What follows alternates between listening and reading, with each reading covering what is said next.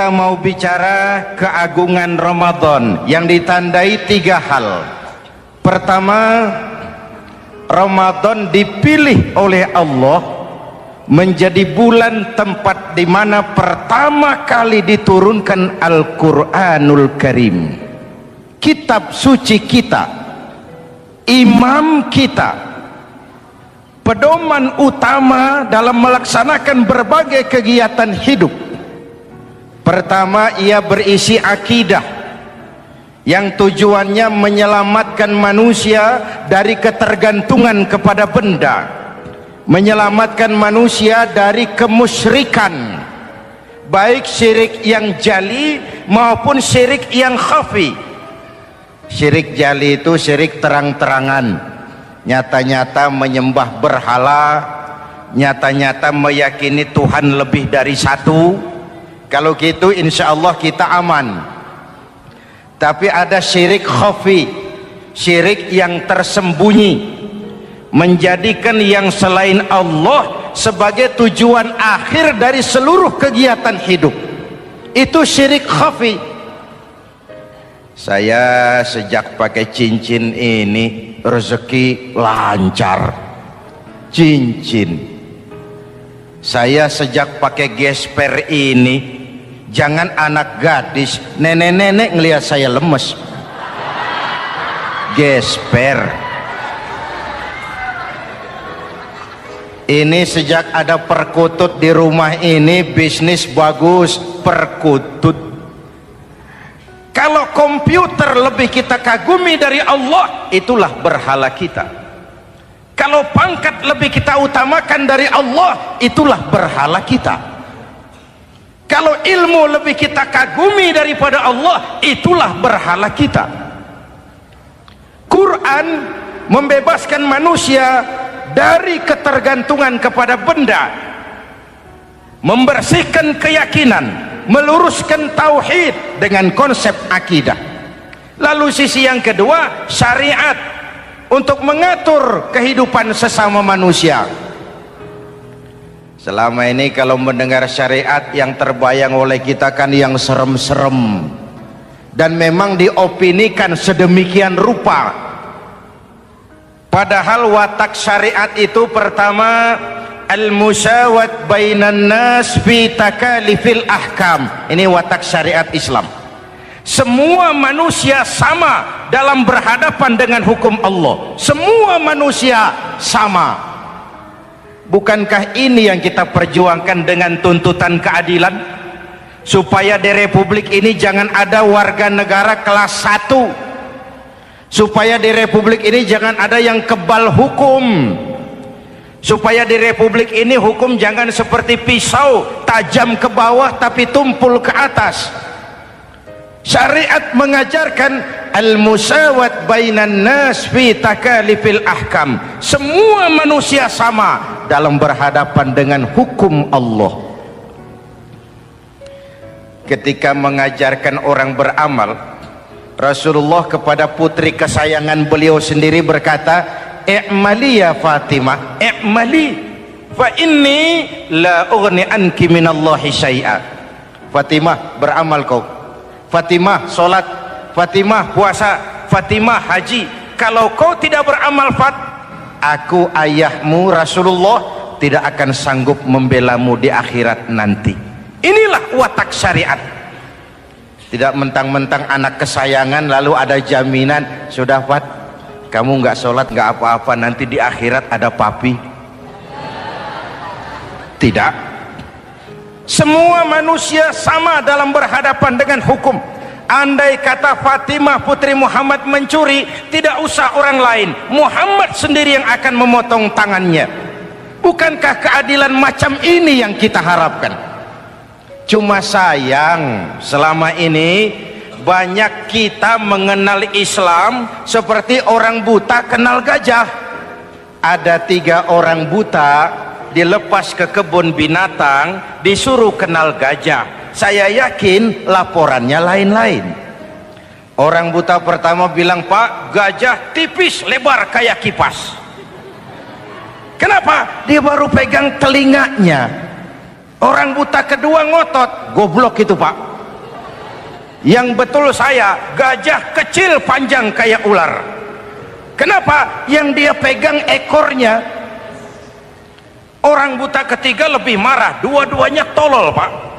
Yang betul itu saya, gajah tinggi besar seperti pohon kelapa, karena yang dia pegang kakinya. Beginilah kita mengenal Islam. Seperti orang buta kenal gajah, frame of reference, kacamata pandangannya tidak total. Baru kenal kaki gajah sudah sok tahu gajah, baru kenal telinga gajah sudah sok kenal gajah. Kemana-mana pidato, saudara-saudara, gajah tipis lebar kayak kipas. Buat orang yang belum kenal gajah, dia menyesatkan. Buat orang yang sudah tahu gajah, senyum di kolom. Oh, kau baru kenal kupingnya kok. Begitulah kadang-kadang kita baca Quran, ayatnya yang keras, kesannya Islam itu sangar, Islam itu sadis, Islam itu perang. Di sisi lain ada yang adem, sejuk, lalu lahir generasi feminim. Buat saya yang terpenting semua kita perlu. Rasul mengajarkan, la takun ratban fatuksara wala yabisan fatuksara. Jangan lemah, nanti kau diinjak orang, tapi jangan keras, nanti kau dipatahkan orang. Hadirin yang saya hormati, lalu syariat juga punya at-tadrij fit tasri', tahapan dalam melaksanakan syariat. Oleh karena itu, Ramadan yang keagungannya ditandai dengan turunnya Al-Quran harus jadi momentum kembalinya kita kepada Al-Quran. Quran itu imam, kita ini makmum. Saya mau tanya, imam ikut makmum apa makmum ikut imam? Makmum ikut imam apa imam ikut makmum? Makmum ikut imam. Kalau Quran imam dan kita makmum, kita ikut Quran, jangan Quran diminta ikut kita. Imam ruku, kita ruku, imam sujud, kita sujud, imam i'tidal, kita i'tidal. Ke barat kata Quran, ke barat kita berangkat, ke timur kata Quran, ke timur kita menuju. Halal kata Quran, ambil, haram menurut Quran, tinggalkan. Kalau dia imam dan kita adalah makmum, mari berimam kepada Al-Quranul Karim. Yang kedua, keagungan Ramadan ditandai dengan perintah melaksanakan ibadah puasa. Para ulama menyebut puasa itu ibadah sirriyah, ibadah rahasia, ibadah abstrak, tidak ada unsur sugesti. Kalau kita sholat, orang lihat. Kita sodakoh, orang tahu. Kita pergi haji, satu kampung nganter.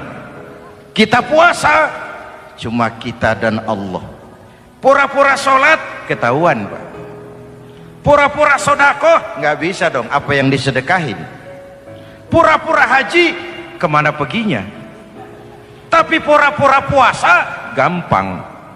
Keluar rumah, bibir lap yang kering, jalan lemesin dikit, ada angin miring, lemes amat puasa. Sirriyah, abstrak. Ibadah lain bisa dinilai, wah itu teman kita sodakohnya berani ya. Kok tahu kamu? Kelihatan dari jumlahnya. Itu sholatnya khusyuk ya. Kok ngerti kamu? Kelihatan dari geraknya.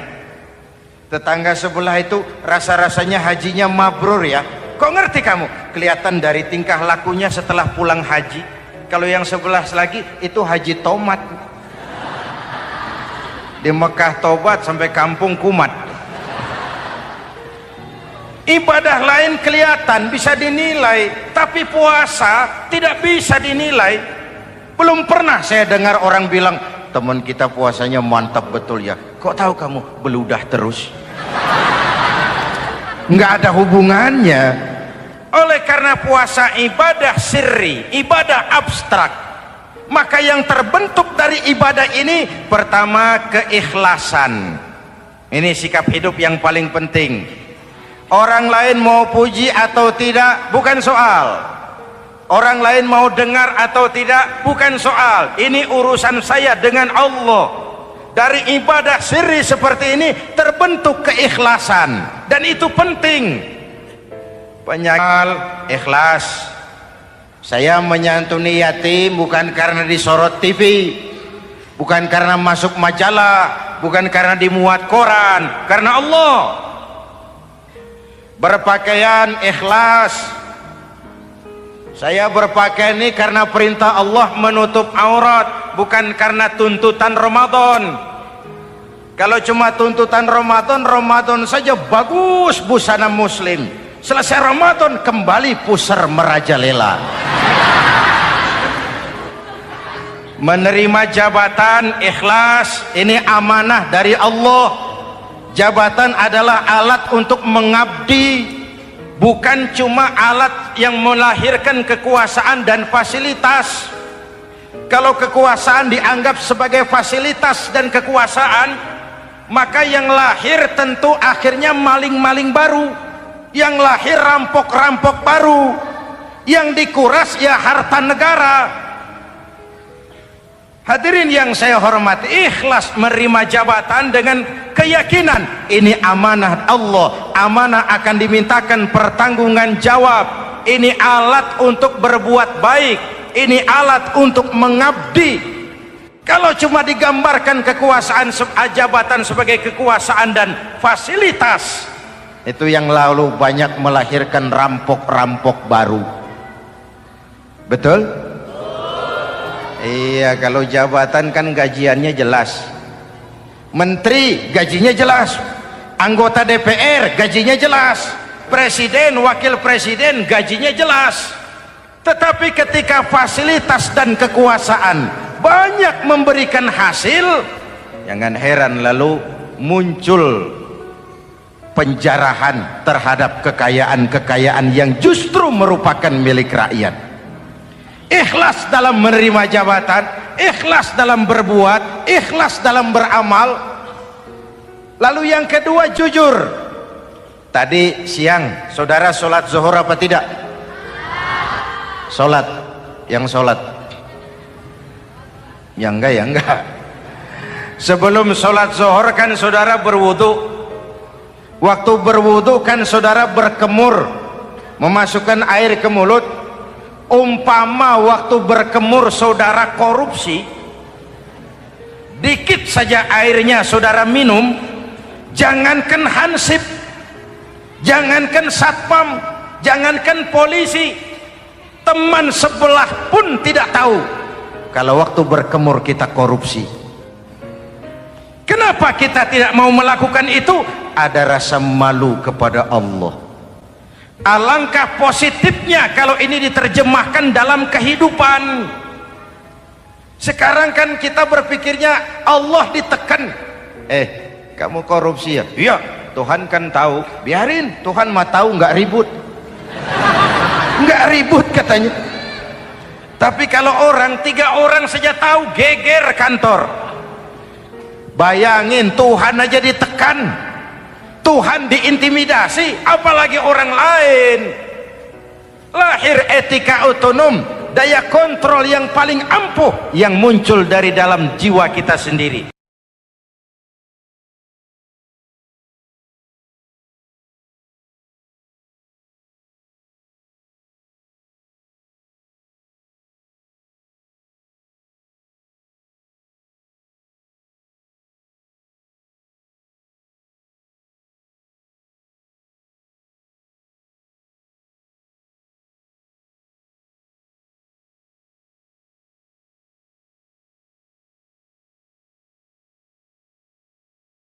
Wa in sabahu ahadun aw qatalahu falyaqul inni shaim, inni shaim. Kalau ada orang mencaci maki dia, bahkan mengajak dia berkelahi yang menurut ukuran dia mesti menang, tapi karena puasa, maaf, saya bukan gak berani sama kamu, saya sedang puasa. Kalau mau berkelahi juga ntar aja habis buka, segeran dikit berantemnya. Inni shaim, maaf saya sedang berpuasa. Itu merupakan benteng. Orang itu kan kalau lagi puasa kondisi lapar, haus, temperamen kan tinggi, sedikit tersinggung temperatur naik, sama marah gampang. Kalau waktu begitu dia bisa sabar, ketika kenyang sudah nggak ada masalah. Sabar baik dalam taat kepada Allah.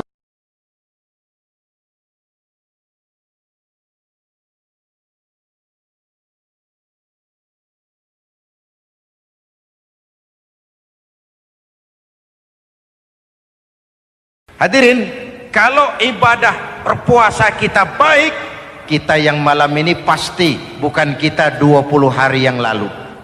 Kita yang malam ini, kita yang sudah ditempa oleh penggojologan Ramadan, ditempa oleh kawah candra di mukanya Ramadan, sehingga membias dalam pembentukan pribadi. Setiap ibadah yang dikerjakan dengan benar pasti punya dampak positif dalam meluruskan moral orang yang melaksanakan ibadah itu sendiri. Jangan sampai terjebak kepada rutinitas ritual. Akhirnya seperti yang sering saya ungkapkan, sholat rajin, maksiat tekun, baca Quran mau, fitnah orang hobi, sedekah ya sedekah tapi nyolongnya lebih gede dari sedekahnya. Sedekahnya cuma untuk ngumpetin korupsinya. Akhirnya jadi lipstik, akhirnya jadi dekorasi. Setiap ibadah yang dikerjakan dengan benar punya dampak positif dalam meluruskan moral dan memperbaiki akhlak orang yang melaksanakan ibadah itu sendiri. Begitulah Ramadan, ada pelaksanaan ibadah puasa. Dan untuk puasa Nabi bersabda, lis-shaimi farhatani, farhatun indal iftar wa farhatun inda liqa'i rabbih. Buat orang yang berpuasa ada dua kegembiraan yang tidak dimiliki oleh yang tidak melaksanakan puasa. Dua kegembiraan. Pertama, farhatun indal iftar, kegembiraan menjelang saat-saat berbuka. Hati itu besar, rasa optimisme, padahal bukanya cuma sama tempe, sama tahu, sama ikan asin. Tapi entah makin dekat maghrib hati makin berbunga, ada kebahagiaan yang tidak bisa diceritakan. Allahumma lakasumtu, ya Allah hari ini saya laksanakan perintahmu, saya lawan rasa nafsu, saya tempuh lapar, haus, saya tunaikan semua ini. Itu kegembiraan yang puasa. Yang kedua, wa farhatun inda liqa'i rabbih, kegembiraan kedua nanti di akhirat pada saat bertemu dengan Allah subhanahu wa ta'ala. Masuk surga nikmat, bertemu Allah jauh lebih nikmat. Hadirin yang saya hormati, bahkan di surga ada sebuah pintu yang khusus disiapkan bagi orang-orang yang melaksanakan puasa. Tidak bisa masuk ke pintu itu kecuali orang yang puasa. Dan pintu itu disebut pintu Rayyan, Babur Rayyan, pintu Rayyan, yang hanya boleh dimasuki orang-orang yang melaksanakan ibadah puasa. Hadirin, lalu yang berikutnya ibadah puasa ganjarannya abstrak. Kalau ibadah lain kita bisa lihat itu, sholat berjamaah pahalanya begini, haji kalau mabrur pahalanya begitu, sodakoh pahalanya begini. Puasa Allah cuma bilang asyamu li wa ana ajzibi, puasa untukku dan aku yang membalasnya. Berapa besar balasan Allah tidak diberitahu. Artinya apa? Kalau saudara kerja, mandor bilang, mas kau kerja sama saya, gajimu sebulan 5 juta, ketahuan sebulan 5 juta, kita kan bisa kong kaling kong, ada mandor rajin, tidak ada mandor kendor, pokoknya jatah 5 juta. Tapi kalau mandor cuma bilang, mas kau kerja sama aku, soal gajimu nanti aku yang atur, berapa besarnya nggak dikasih tahu. Aturan seperti ini harusnya membuat kita kerja lebih hati-hati. Sebab apa? Mungkin gaji kita sama saja 5 juta kalau kerja biasa-biasa, mungkin jauh lebih besar kalau pekerjaan memuaskan. mungkin tidak digaji sama sekali kalau pekerjaan sembarangan. Tidak dijelaskannya gambaran pahala puasa menjadi sugesti untuk melaksanakan ibadah puasa ini dengan sebaik-baiknya. Hadirin yang saya cintai, yang ketiga soal keagungan Ramadan ini. Di dalam bulan Ramadan ada satu malam yang bobotnya khairun min alfi syahrin. Satu malam tapi lebih baik daripada 1000 bulan, yang kita kenal dengan malam Qadar atau Lailatul Qadar. Sementara itu adanya pada sepertiga yang akhir dari bulan Ramadan, terutama di malam-malam ganjil. Di negeri kita lihat terjadi pergeseran nilai. Awal-awal Ramadan, minggu pertama pasar sepi, masjid ramai, full house, meledak. Betul? Padahal Rasul memberikan contoh, kalau sudah masuk sepertiga yang akhir Ramadan, beliau sing-singkan lengan baju, hamparkan sajadah, lebih banyak di masjid daripada di rumah. Itu baginda Rasul. Sing-singkan lengan baju, hamparkan sajadah, lebih banyak di masjid daripada di rumah. Hadirin yang saya hormati, di situ makna meraih kemenangan. Karena itu lebaran lain dengan Idul Fitri. Lebaran siapa saja boleh ikutan, tapi Idul Fitri milik orang yang melaksanakan ibadah Ramadan dengan baik. Nah, saya kembali kepada Lailatul Qadar. Semua kita, kecil atau besar, sengaja atau tidak, khilaf atau terpaksa, pasti punya yang namanya dosa. Di sini semua yang hadir nih, include saya, apa ada yang tidak punya dosa? Ayo, jujur. Apa ada di antara kita di sini yang nggak punya salah? Apa ada yang nggak punya dosa? Setiap kita, kecil, besar, sedikit, banyak, terlupa, terpaksa, pasti punya salah. Sekarang kalau mau hitung dagang, kita diberi umur 65, 40 tahun penuh dosa, lalu taubat 25 tahun. Menurut neraca hukum dagang belum seimbang. Dosa 40 tahun ditebus taubat 25 tahun. Menurut neraca hukum dagang. Untung Allah tidak dagang-dagangan kepada kita. Di Ramadan ini Allah ngobrol pahala. Di Ramadan ini Allah membuka pintu rahmah yang seluas-luasnya. Sampai-sampai ada hadis qudsi, "Lau amiltumul khataya hatta mala'atis sama thumma nadimtum fataballahu alaikum." Kalaupun kamu berbuat dosa, penuh langit dengan dosamu, kemudian kamu menyesal dan bertaubat, Allah pasti akan menerima taubatmu. Hadirin yang saya hormati, inilah momentum Ramadan, saat dimana kita melakukan pemutihan diri. Masih ingat cerita dalam kitab Durratun Nasihin? Saya ulang lagi cerita ini untuk sugesti. Ada buajingan tengik pernah membunuh 99 orang. Satu saat hidayah datang kepadanya, terniat ingin bertaubat. Dicarinya seorang ustadz, ketemu ustadz kepala ngajar. Ustadz, ya, apa? Saya mau taubat, diterima apa tidak taubat saya? Emangnya dosa kamu apa? Saya pernah membunuh 99 orang, Ustaz. Ustadznya melotot. Wih, banyak amat. Nggak segampang itu nyawa hak prerogatif Allah. Cuma Allah yang berhak ngambil. Membunuh tanpa alasan yang benar, dosa besar. Dosamu kelewat banyak, Mas. Nggak bisa.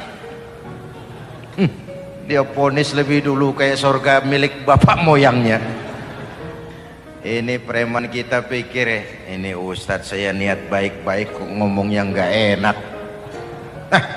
daripada 99 tanggung. Saya lempengin aja nih urusan dah. Dibabat lagi Ustadz, tamat, selesai, pas, cepet. Niat taubatnya masih terus, dia mengembara sampai ketemu seorang ustadz yang bijak. Waalaikumsalam Ustadz. Assalam. Ada apa?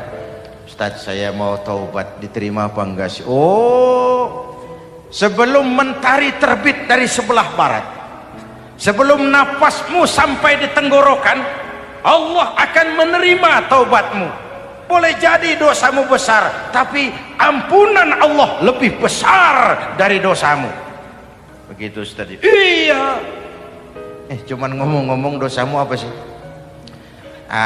Ustaz, saya sih tadinya cuma bunuh 99 orang. Terus ada Ustaz ngomongnya nggak enak, jadi saya cukupin 100. Oh, taubatmu diterima asal benar-benar. Cuma begini saja, kampungmu kampung brengsek tuh, lingkunganmu nggak sehat. Kalau kau pulang ke sana lagi, niat taubatmu bisa lentur dan luntur. Kamu pindah saja, hijrah ke kampung lain yang lebih baik. Baik Ustadz, terima kasih. Wah, ngepak koper, pindah. Belum sampai ke kampung yang dituju, ajal datang merenggut nyawa.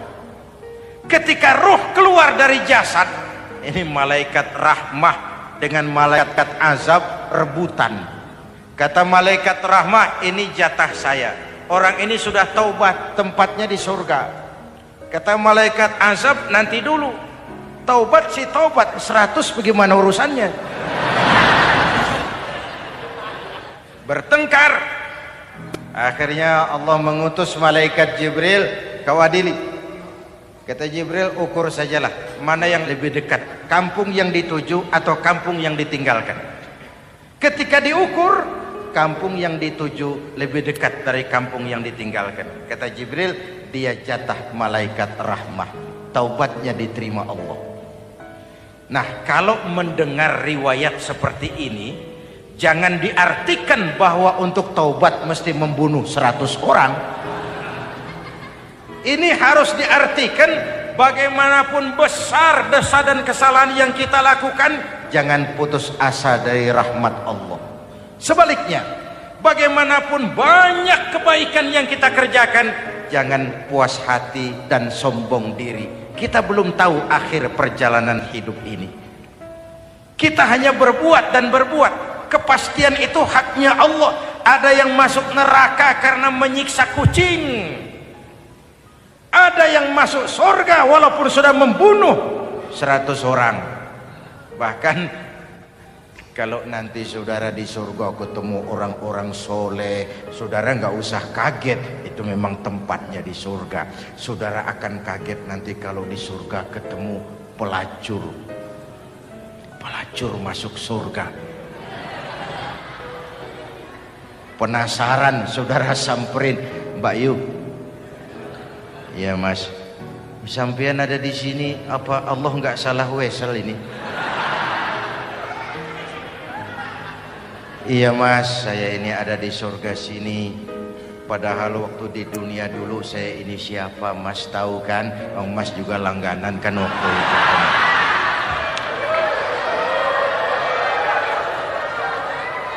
Tapi terus terang saja Mas, waktu di dunia itu saya terpaksa betul. Sejak lahir saya sudah yatim piatu. Sejak kecil sudah yatim piatu. Ada tetangga saya muslim sedikit kaya, tapi pelitnya 17 setan. Akhirnya demi tuntutan perut saya merantau ke kota besar. Ada yang nolong, katanya kerjanya ringan, uangnya lumayan. Apa? Yaitu demi sesuap nasi saya lakoni. Satu malam saya lagi berangkat dagang, lewat masjid Baitul Ihsan, ada ceramah.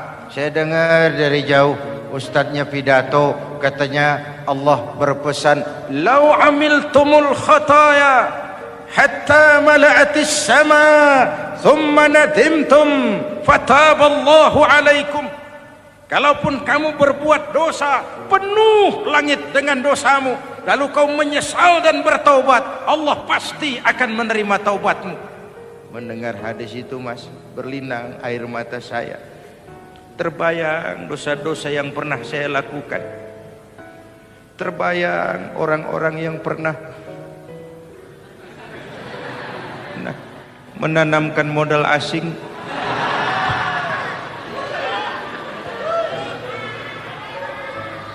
Dikala itu hidayah datang, saya niat taubat pulang kampung, Mas, mudik.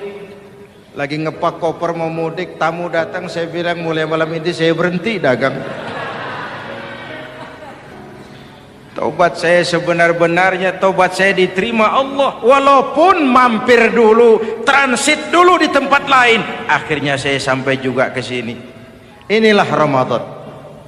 Orang baik bukan orang yang tidak pernah salah, karena tidak ada orang yang tidak pernah salah. Orang baik kalau dia berbuat salah, dia segera sadar, dijadikannya sebagai pelajaran untuk tidak diulanginya lagi di masa yang akan datang. Maka Nabi berpesan, "Tuba liman syaghalahu aibuhu an uyubin nas." Beruntung benar orang yang kekurangan dirinya menyebabkan dia sibuk sampai tidak sempat mencari-cari kekurangan orang lain. Tapi celaka benar orang yang terlalu sibuk mencari-cari kekurangan orang lain sampai lupa dengan kekurangan dirinya sendiri. Hadirin, karena itu menurut Al-Imamul Ghazali, Lailatul Qadar itu malam istimewa. Adanya pada sepertiga yang akhir di malam-malam ganjil, 21, 23, 25, 27, 29. Tetapi yang ingin mendapatkan Lailatul Qadar harus berjaga-jaga sejak awal Ramadan. Nggak bisa pakai ilmu ngancem. Wah, ini 21 malam nih, nggak keluar-keluar dari masjid. 22 libur, 23 absen lagi. Nggak bisa seperti itu. Ingin mendapatkan Lailatul Qadar harus berjaga-jaga sejak awal Ramadan. 1000 bulan kira-kira 83 tahun. Rata-rata umur orang sekarang kita ini jarang yang sampai 83. Jarang. Kalau menyontoh Rasul, jatah kita 63. Hadirin yang saya hormati, sehingga dikatakan itulah fasilitas yang diberikan Allah kepada umat Muhammad ini. Walaupun umurnya relatif pendek, tapi amaliyahnya tidak kalah dengan umat zaman dulu. Benar, Nabi Nuh umurnya 950 tahun. Ibadah umatnya berarti panjang, tetapi mereka tidak ada Lailatul Qadarnya. Benar, Nabi Adam umurnya panjang, 2000 tahun, umatnya rata-rata sekian, tetapi tidak ada nilai tambah yang diberikan Allah kepada mereka. Kita umat Muhammad ini umur relatif pendek. Kalau nyontoh Nabi 63 tahun, betul.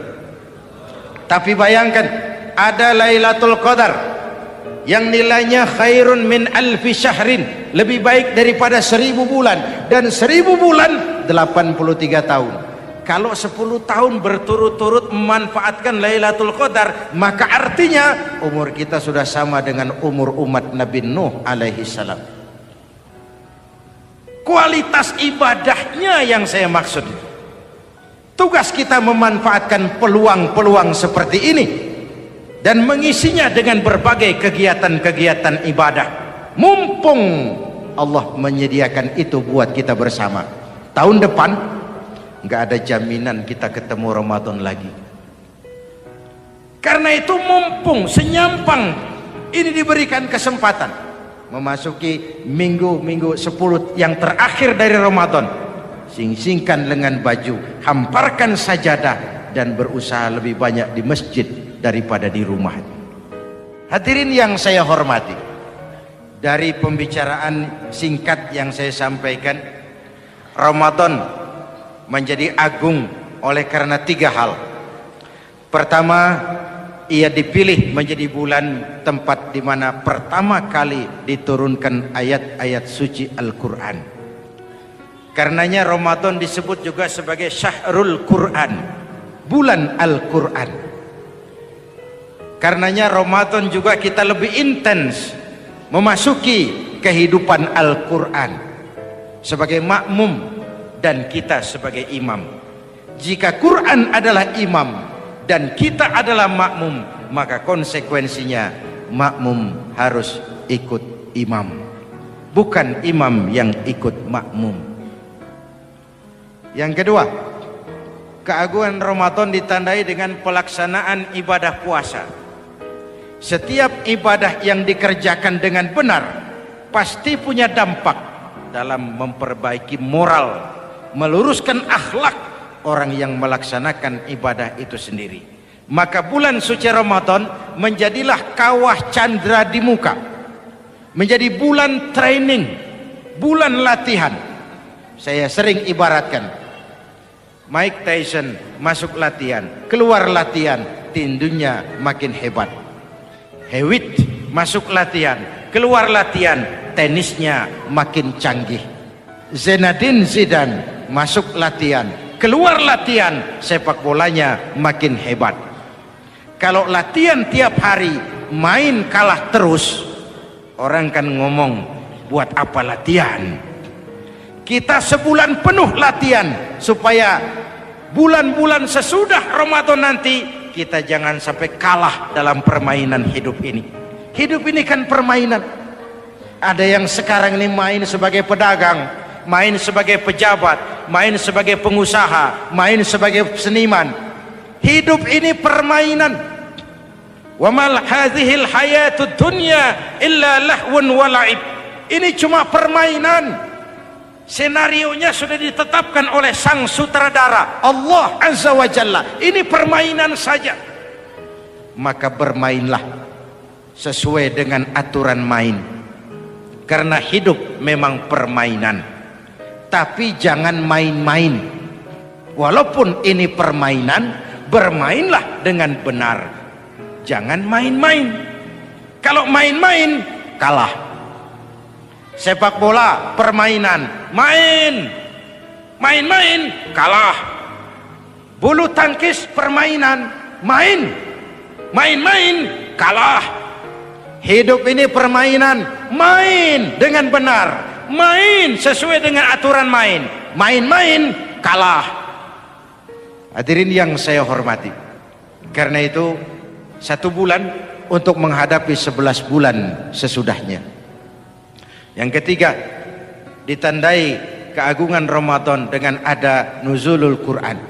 Diberikan Allah kepada siapa saja yang dikehendakinya. Semoga ibadah yang sudah kita kerjakan kiranya diterima Allah. Yang masih akan kita kerjakan diberikan kita kekuatan zahir dan batin.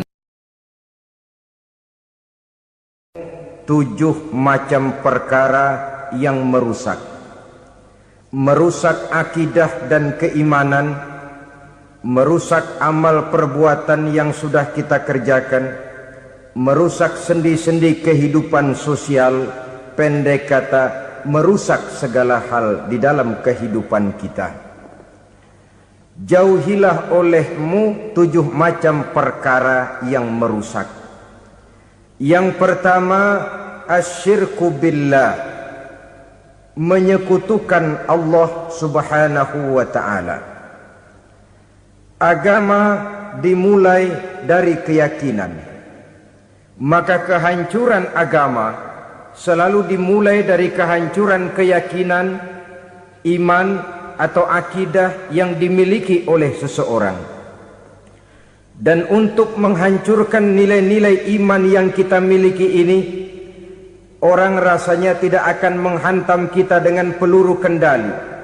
Orang tidak akan mengirimkan nuklir ke sini. Orang tidak juga akan mengirimkan satuan militernya ke sini.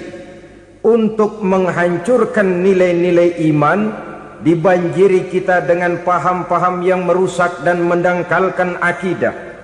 baik ia bernama materialisme, baik ia bernama sekularisme, baik ia bernama banjirnya maksiat dan munkarat, baik ia bernama banjirnya peradaban dan kebudayaan yang menghancurkan moral daripada anak-anak kita, sedikit demi sedikit melenturkan dan melunturkan nilai-nilai keimanan kita, untuk kemudian pada waktunya nilai iman itu akan bertukar dan berganti menjadi nilai syirik kepada Allah Subhanahu wa ta'ala. Atau pada sisi lain, menjadikan yang selain Allah sebagai tujuan akhir daripada kehidupan kita. Sedangkan kita sama-sama maklum bahwa di dalam pandangan agama Islam, dosa yang tidak berampun, dosa yang terbesar, termasuk dalam kategori bapak moyangnya dosa, tidak lain adalah syirik, yakni menyekutukan Allah Subhanahu wa ta'ala. Pola penghancuran iman ini memang berstrategi. Ditawarkan kita kepada paham materialisme, paham kebendaan, di mana otak menempati urutan sebagai ranking pertama, Tuhan jatuh pada urutan kedua. Lalu menyusul kepada paham sekularisme, Allah dipisahkan dari seluruh kegiatan hidup ini, untuk pada gilirannya menjadikan yang selain Allah sebagai tujuan akhir daripada seluruh kegiatan hidup kita. Oleh karenanya, kewajiban menjaga nilai-nilai iman ini merupakan kewajiban yang mulia tetapi berat, tidak hanya untuk kita, tetapi juga bagaimana mewariskannya kepada anak-anak kita, generasi yang akan datang. Orang-orang tua bijaksana yang diceritakan di dalam Al-Quran, kalau sudah berpikir tentang anak-anaknya, pertanyaan yang paling mereka risaukan ialah, ma ta'buduna min ba'di. Anakku, kalau pada satu saat aku, ayahmu sudah tidak ada lagi di dunia ini, meninggalkan kamu semua, ma ta'buduna min ba'di, apa yang akan kamu sembah nak? Jikalau sekarang ayahmu masih mau ke masjid, masih mau melakukan rukuk dan sujud, masih beribadah menyembah Allah Subhanahu wa ta'ala, kalau orang tuamu sudah tidak ada, ma ta'buduna min ba'di, masihkah engkau mau datang ke masjid? Masihkah engkau mau rukuk dan sujud? Masihkah engkau mau menyembah Allah Subhanahu wa ta'ala? Pertanyaan ini yang dipikirkan oleh Nabi Yakub kepada putra-putranya. Pertanyaan ini yang diteruskan oleh Nabi Ibrahim kepada anak-anaknya.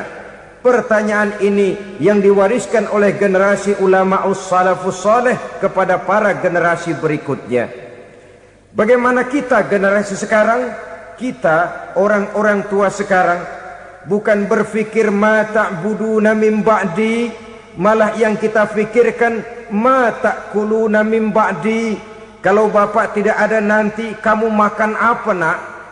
Perkara kamu nyembah apa, urusan nomor 18. Yang penting kamu nanti hidup bisa makan nak. Maka kita sibuk mewariskan harta kepada anak-anak kita. Kita sibuk mewariskan kebun dan tanah kepada anak-anak kita. Kita sibuk mewariskan pabrik kepada anak-anak kita, sementara kita lupa mewariskan intan yang paling mahal, mewariskan mutiara yang paling berharga, yaitu nilai iman kepada Allah Subhanahu wa ta'ala. Alangkah baiknya apabila warisan harta, warisan tanah dan kebun, warisan rumah dan pabrik didasari lebih dahulu dengan mewariskan nilai iman kepada Allah Subhanahu wa ta'ala. Sebagai orang-orang tua, kita boleh bersedih kalau anak kita tidak mengerti komputer. Kita boleh bersedih kalau anak kita tidak mengerti matematika. Kita boleh bersedih kalau anak kita tidak mengerti bahasa Inggris. Tapi sewajarnya lebih bersedihlah kita orang tua jikalau mempunyai anak yang tidak kenal Allah sebagai Tuhannya, yang kemudian tidak mau rukuk dan sujud kepada Allah Tuhannya. Itulah kemalangan yang paling malang bila kita meninggalkan generasi yang tidak bertauhid kepada Allah Subhanahu wa ta'ala. Betapapun anak kita tidak ngerti komputer, saudara, paling-paling kerugiannya cuma kerugian dunia. Masuk dia ke alam barzakh, munkar nakir tidak akan sempat tanya kau belajar komputer apa tidak. Kumpul dia di padang mahsyar, malaikat juga tidak akan tanya matematikamu nilainya berapa. Yang ditanya, kau kenal Allah, kau rukuk dan sujud kepadanya, kau pernah datang ke masjid. Oleh karena itu sekali lagi, menjaga nilai iman tidak hanya untuk kita, tetapi juga mewariskannya kepada anak-anak kita, generasi yang akan datang. Sungguh kemalangan yang paling besar apabila kita meninggalkan anak-anak kita. Mereka kita tinggalkan lemah ekonominya, itu tidak baik.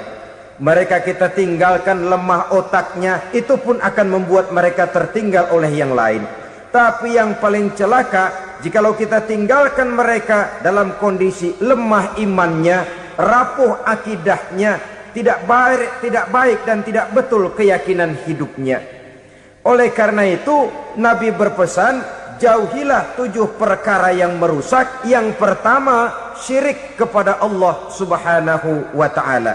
Menyekutukan Allah baik dalam ucapan, dalam keyakinan ataupun dalam perbuatan. Ini perkara pertama yang termasuk 7 perusak besar di dalam kehidupan. Kalau sudah jatuh kita ke lembah syirik, bagaimanapun banyak kebaikan yang kita kerjakan, berjiwa sosial, bertangan pemurah, gemar menolong orang lain, kalau memang dasarnya syirik, maka seluruh kebaikan kita akan hancur, tidak akan ada nilainya dalam pandangan Allah subhanahu wa ta'ala. Dalam pandangan manusia mungkin kita dicatat sebagai orang sosial, gemar menolong orang lain, tidak berpangku tangan melihat orang yang mendapat kesulitan. Tapi oleh karena dasarnya syirik, dasarnya tidak mentauhidkan Allah, maka seluruh nilai kebaikan yang kita kerjakan tidak akan ada nilainya dalam pandangan Allah subhanahu wa ta'ala. Maka jagalah iman kita, jangan sampai dihinggapi penyakit syirik yang bagaimana kecilnya sekalipun. Sekali lagi, baik syirik dalam bentuk ucapan, syirik dalam bentuk keyakinan, sampai kepada syirik dalam bentuk perbuatan, kita berhindar kepada sifat-sifat yang sedemikian itu. Karena apa? Dalam satu ayat Quran Allah subhanahu wa ta'ala menjelaskan, innallaha la yaghfiru ayyushraka bih wa yaghfiru ma duna dzalika liman yasha. Allah tidak akan memberi ampun kepada orang-orang yang menyekutukannya, tapi Allah masih mau memberikan ampun kepada dosa-dosa yang selain itu bagi orang-orang yang dikehendakinya. Dosa selain syirik, apabila kita bertaubat, Allah masih mau mengampuni. Tapi kalau sudah jatuh ke tempat syirik, itu sudah dosa yang tidak berampun. Taubatnya tidak lain melepas syirik, kembali kepada tauhid, berkeyakinan bahwa hanya ada Allah subhanahu wa ta'ala, Tuhan satu-satunya, yang lam yalid walam yulad walam yakul lahu kufuwan ahad. Tidak beranak, tidak pula diperanakkan, dan tidak satupun yang dapat menyerupai Tuhan Allah subhanahu wa ta'ala. Saudara-saudara kaum muslimin rahimakumullah, bahwa kita di zaman sekarang memang tidak menyembah berhala, ya. Bahwa kita tidak berterang-terangan mengatakan Tuhan lebih dari satu, memang. Bahwa kita tidak berkeyakinan Tuhan itu punya anak atau diperanakkan, tentu. Tapi dalam perbuatan dan i'tiqad, kita kadang-kadang jatuh tanpa kita sadari ke tempat yang bernama syirik ini.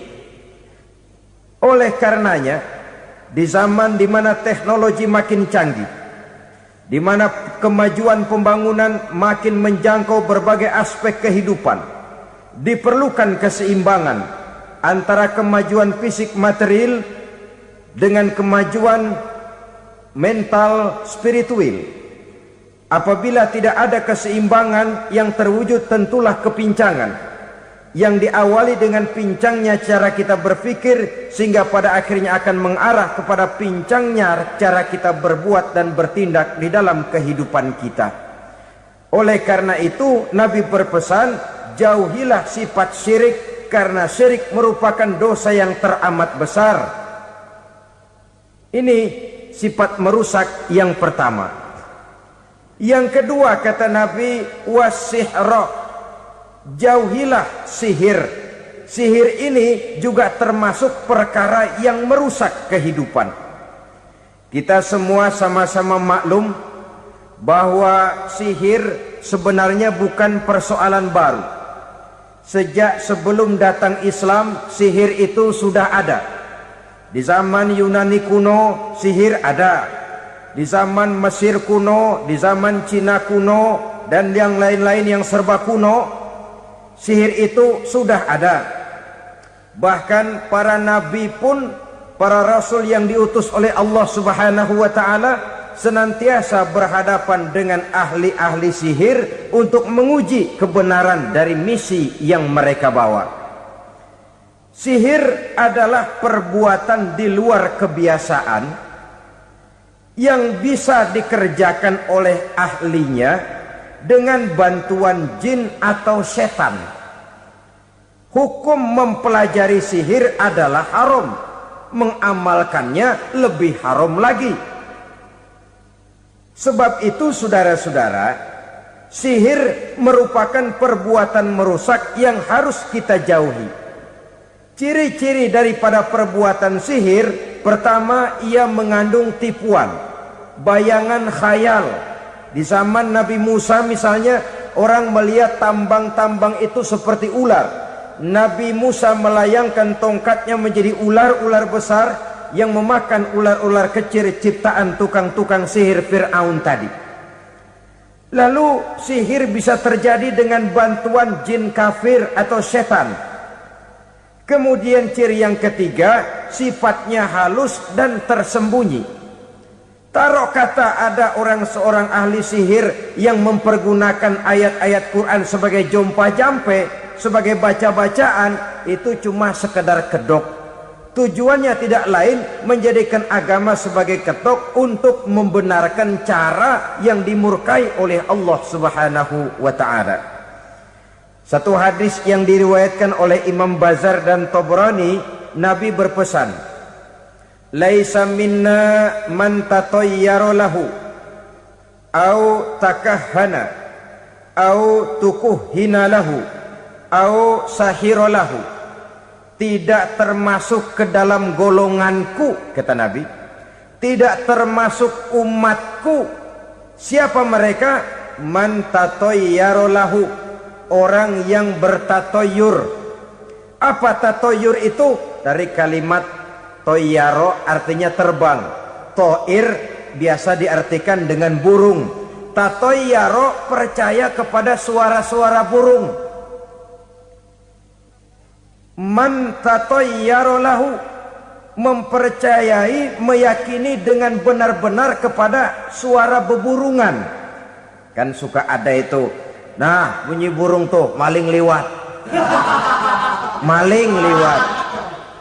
Burung bunyi, maling liwat.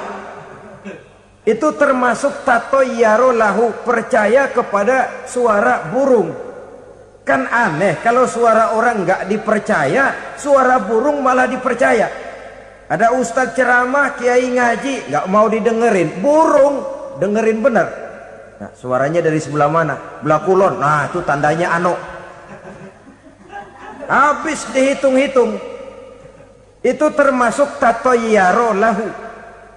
Au takahana, atau bertenung, au tukuhina, atau minta ditenungkan. Au sahiro lahu, atau melakukan perbuatan sihir, atau minta disihirkan. Laisa minna, tidak termasuk ke dalam golonganku, kata Nabi. Sehingga dengan demikian saudara-saudara, menghadapi sihir dengan sihir sekalipun termasuk perbuatan yang tidak diajarkan oleh agama. Kita kan mempelajari sihir untuk jaga diri, tidak apa-apa.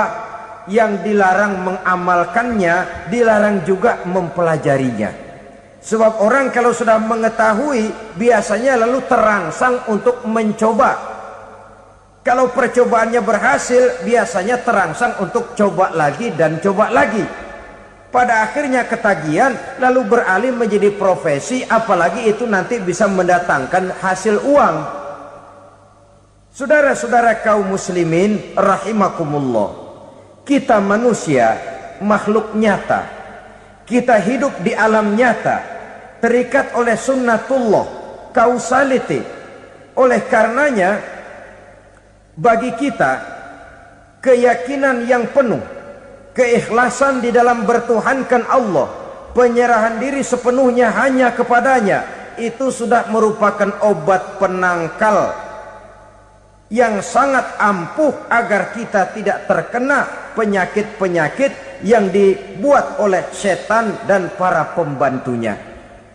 Sehingga beberapa ayat Quran mengajarkan, misalnya a'udzu bikalimatillahi tammati min syarri ma khalaq, atau bismillazi la yadurru ma'asmihi syai'un fil ardi wala fis sama, dengan menyebut nama Allah yang tidak bisa mendatangkan bahaya sedikit pun, dari baik yang datang dari langit maupun yang datang dari bumi. Jiwa yang kosong dari keyakinan yang penuh kepada Allah, jiwa yang penuh was-was dan ragu-ragu, itu yang mudah terserang oleh penyakit-penyakit yang dikerjakan oleh para tukang-tukang sihir, yaitu oleh setan dan seluruh para pembantunya. Kemudian hadis kedua yang diriwayatkan oleh Imam Ibnu Hibban, Nabi bersabda, la yadkhulul jannata mudminu khamrin wala mu'minu bisihrin wala qati'u rahmin. Tidak masuk surga. Ini Nabi yang bilang, tidak masuk surga. Siapa itu? Pertama, mudminu khamrin, orang yang berkekalan dalam mabuk. Selalu mudminun itu sudah menjadi perbuatan rutinnya, tidak kapok-kapoknya, teler seumur hidup. Mudminu khamrin, tidak masuk surga orang yang selalu bermabuk-mabukan. Yang kedua, wala mu'minu bisihrin, orang mukmin tapi main sihir. Ini juga oleh Nabi diperingatkan, tidak akan masuk surga orang mukmin tapi suka main sihir. Wala qati'u rahmin, dan tidak juga orang yang memutuskan silaturahmi. Tiga macam manusia yang diperingatkan Nabi tidak akan masuk surga: orang yang selalu mabuk, orang mukmin yang main sihir, dan orang yang memutuskan silaturahmi. Saudara-saudara kaum muslimin rahimakumullah. Lalu orang berkata, kenapa dilarang kita bersihir? Padahal Rasul sendiri kan punya mukjizat. Nah, kita memang harus membedakan antara mukjizat dengan sihir. Dalam kehidupan agama kita kenal ada yang namanya mukjizat, ada yang namanya karomah atau keramat biasa diucapkan, ada yang namanya maunah, ada yang namanya irhas, ada juga yang namanya sihir. Kesemuanya ini berbeda, saudara-saudara. Yang dinamakan mukjizat itu khusus untuk para rasul saja. Satu kejadian luar biasa yang terjadi dilakukan oleh rasul atas izin dari Allah Subhanahu wa taala. Perbedaannya dengan sihir jelas. Sihir dari setan, mukjizat dari Allah. Sihir bisa dipelajari, mukjizat tidak. Sihir umumnya untuk maksud-maksud yang tidak baik, sedangkan mukjizat untuk memperkuat kebenaran yang disampaikan oleh para rasul dan ditentang oleh umatnya.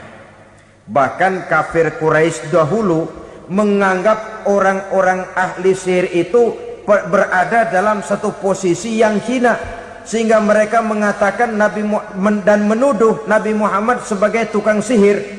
Tuduhan sebagai tukang sihir adalah tuduhan yang sangat aib dan hina. Di tengah masyarakat kufar jahiliyah, kedudukan tukang sihir dipandang sebagai kedudukan yang hina, sehingga mereka mengejek Nabi dengan sebutan tukang sihir. Jadi mukjizat hanya untuk Rasul saja. Kemudian karomah. Karomah ini asal kata dari karomah, kehormatan, kemuliaan yang diberikan Allah kepada hamba-hambanya yang rajin mendekatkan diri kepadanya. Oleh karena ketekunannya melaksanakan ibadah, Allah memberikan keistimewaan kepada orang itu, yang dengan keistimewaannya dia bisa mengerjakan yang tidak bisa dikerjakan oleh orang lain. Karomah hanya bisa dicapai dengan prestasi ibadah. Kalau sihir mau ibadah apa enggak, asal dia belajar, bersatu dan berteman dengan setan, memenuhi persyaratan-persyaratan setan, biasanya lalu bisa. Sedangkan karomah tidak mungkin terwujud tanpa orang mendekatkan diri sedekat-dekatnya kepada Allah Subhanahu wa ta'ala. Maka kita lihat biasanya orang-orang yang punya ilmu sihir, mukanya rata-rata nggak enak dilihat. Kumuh, jauh dari air wudhu, jauh dari sujud kepada Allah, malah berteman dengan setan, menjadi pelayan-pelayannya setan. Saudara-saudara, adapun maunah, keistimewaan yang diberikan Allah kepada hamba-hambanya yang belum sampai kepada tingkat wali, tapi orang itu lebih banyak kebaikannya daripada kesalahannya. Umpamanya, saudara jalan bertiga di pinggir jalan, saudara ada pada posisi di tengah, lalu bertiga ini ketabrak mobil. Menurut perhitungan saudara mati lebih dahulu, tapi terjadi hal yang aneh, dua teman saudara mati, saudara malah cuma luka dan lecet sedikit saja. Apa itu? Kalau kita lebih banyak kebaikannya daripada kesalahannya, itu yang dinamakan maunah, pertolongan yang diberikan Allah kepada hamba-hambanya yang lebih banyak kebaikannya daripada kesalahannya.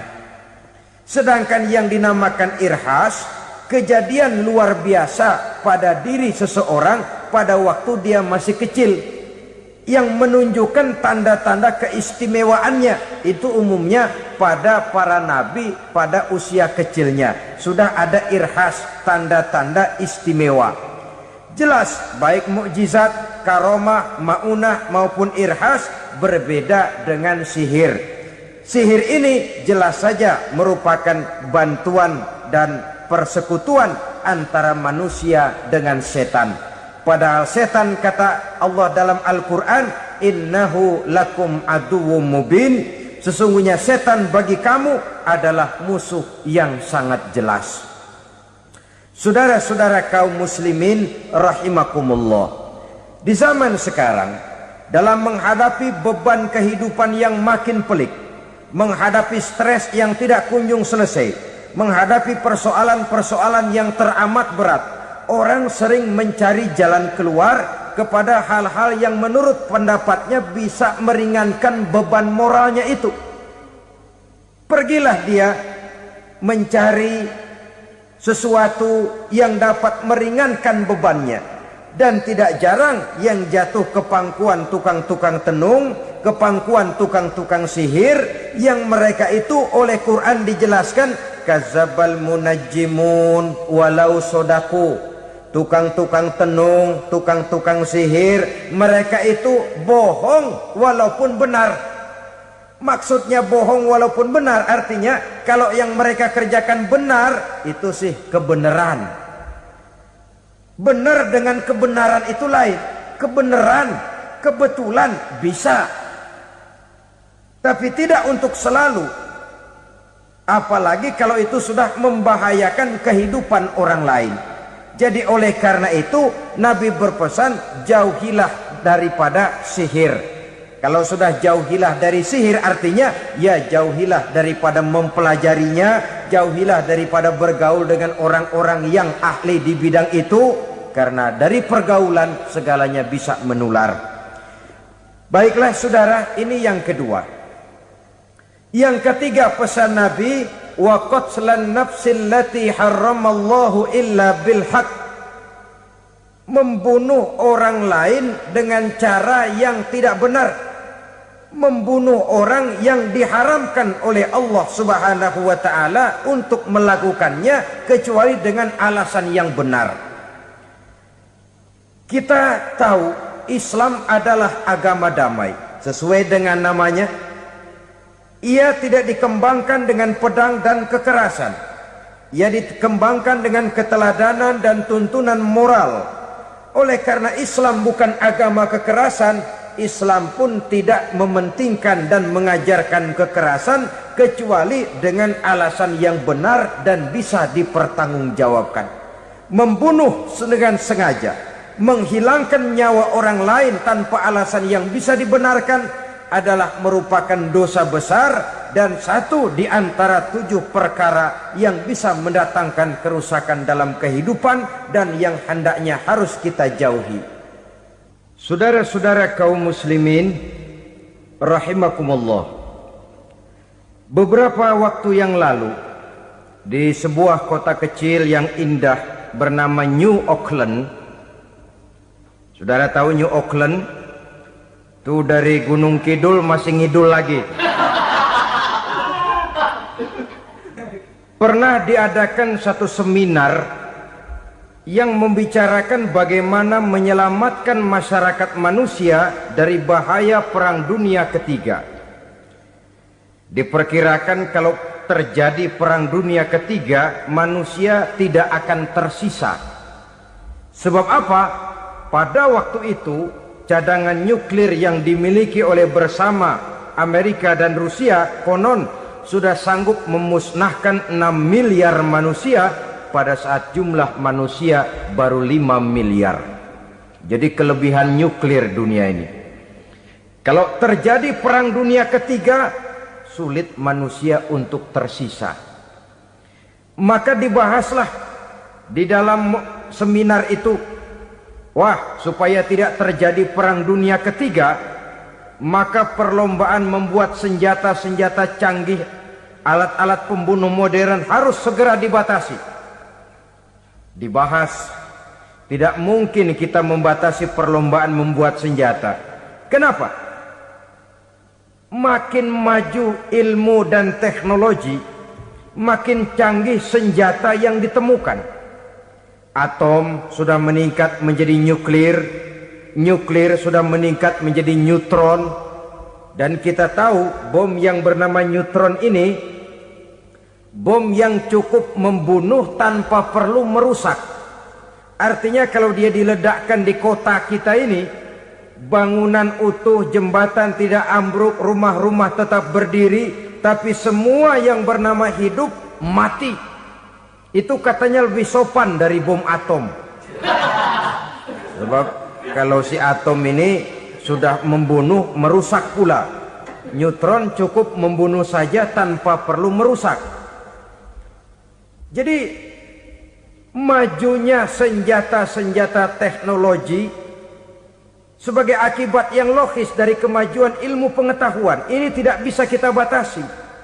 Dan memang sebenarnya yang bahaya bukan senjatanya, tapi manusia yang mengendalikan senjata itu.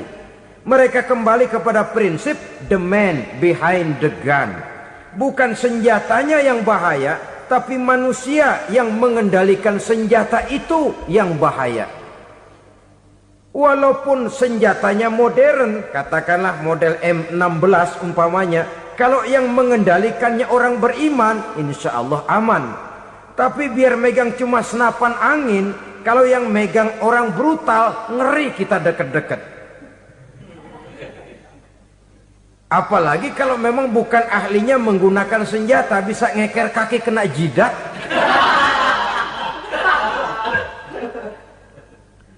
Mereka kembali kepada prinsip lama yang tetap baru, bukan senjatanya yang harus dibatasi, manusia yang mengendalikan senjata itu yang perlu dibicarakan. Nah, kalau begitu agar manusia tidak mempergunakan senjata sewenang-wenang, apa yang harus kita lakukan? Ya, manusianya harus bermoral. Ya, tapi moral yang mana? Di dunia ini banyak ajaran tentang moral. Itu pun mudah saja. Di sini kan kita undang saja ahli dari berbagai agama untuk membicarakan konsep perdamaian menurut agamanya masing-masing. Baik, setuju itu, setuju. Maka tampillah para ahli agama, mereka kembali kepada prinsip moral daripada konsep yang terkandung di dalam ajaran agama untuk menegakkan perdamaian. Mula-mula naiklah ahli dari agama Hindu, dibacakan konsep perdamaian menurut ajaran agama Hindu, bahwa untuk damai manusia harus meninggalkan nafsu keduniaannya, menempuh samsara dan sebagainya untuk mencapai nirwana, menjauhi kemegahan dan kemewahan dunia. Ini lalu dibahas, rasanya juga tidak mungkin ini. Kemudian dari agama Nasrani, bahwa untuk damai manusia harus menciptakan sifat kasih sayang.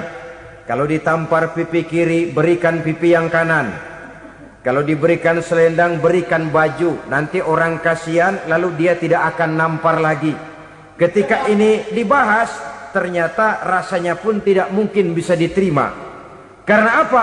Di zaman sekarang orang ditampar pipi kiri, dikasih pipi kanan. Bukan kasihan, gemes. Damai belum tentu, bonyok udah jelas. Lalu ketika dibacakan konsep perdamaian menurut Quran, di mana disampaikan ayat wa jazaa'u sayyi'atin sayyi'atun misluha faman afa wa aslaha fa ajruhu 'ala Allah. Balasan terhadap satu kejahatan adalah kejahatan yang seimbang, tetapi barang siapa yang memberi maaf dan mencari jalan damai, itulah yang terbaik dan akan mendapat pahala dari Allah Subhanahu wa ta'ala. Kamu tidak salah ditampar pipi kirimu, tampar lagi pipi kirinya sekeras dia menampar pipi kirimu. Nanti orang tidak mau menampar kita karena dia tahu kalau dia tampar kita, dia akan menderita tamparan sekeras dia menampar kita. Akan terjadilah prinsip saling hormat menghormati, tidak saling ganggu, tidak saling usil, tidak saling jahil. Atas dasar ini perdamaian bisa ditegakkan. Mereka bisa menerima konsep ini, tapi kemudian seminar ditutup tanpa satu keputusan resmi. Kenapa? Terus terang mereka kagum dengan konsep Islam, tapi sentimen lama terhadap nilai-nilai Islam telah menutup mata mereka untuk menerima kebenaran dari ajaran Al-Quranul Karim. Saudara-saudara kaum muslimin rahimakumullah, kembali kita kepada persoalan pokok. Roh adalah dari Allah. Dia akan kembali kepada Allah, milik mutlak dari Allah. Tidak pantas kita merampasnya dari orang lain.